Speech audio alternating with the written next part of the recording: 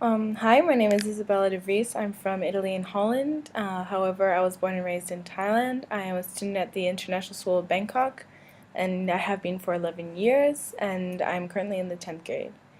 In this semester alone, I read 10 books and abandoned none, which I'm really happy about, so good accomplishment. And in total, I read 3,170 pages and 865,410 words.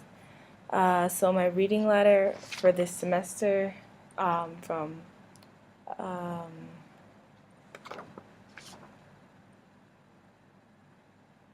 from the most difficult to the easiest must be The Virgin Suicides, The Glass Castle, Blink Caution, The City of Thieves, Pale Assassin, Kaffir Boy, The Da Vinci Code, Crazy Beautiful, and then The Lock Artist. And so to start with the interview, out of all the books I read, which one did I find the most challenging and the easiest, and why? So I think the most challenging book for me this semester to read was The Virgin Suicides, and it was not due to the language or the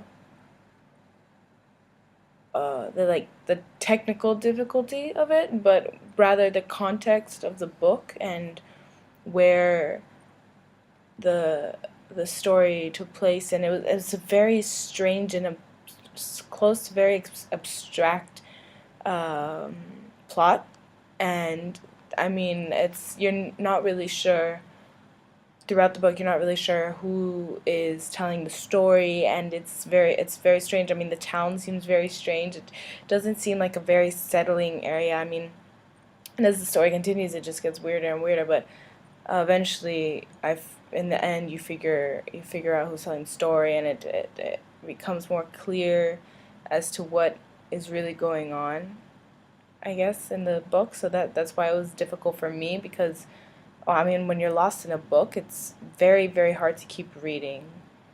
Um, and so I'm glad I did, because it was a very good book in the end.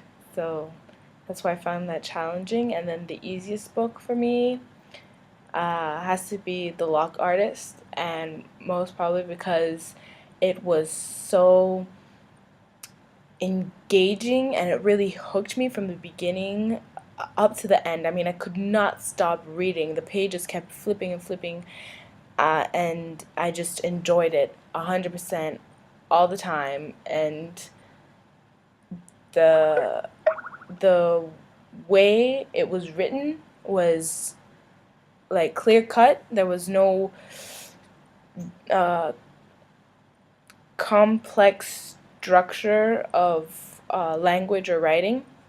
So that is an easy read for me. I really enjoyed it. It didn't tempt me to abandon it. It um, didn't uh, prolong itself. I never felt like I was bored during the book. I mean, it was really a perfect fit, and that's why I think it was easy for me to read. So, nothing to do with a bad or good book, but just I think in terms of uh, plot and context and the language, use of language and such, that's what defined my easiest and most challenging read this semester. And which book did I find the most engaging or had the most connection to? Must have been.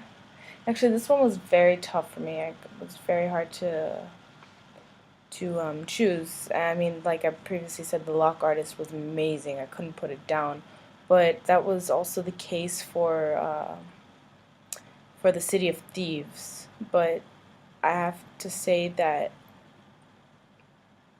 because The City of Thieves was engaging, but I didn't really have any connection to it, and so I would have to say that the most engaging book for me was um,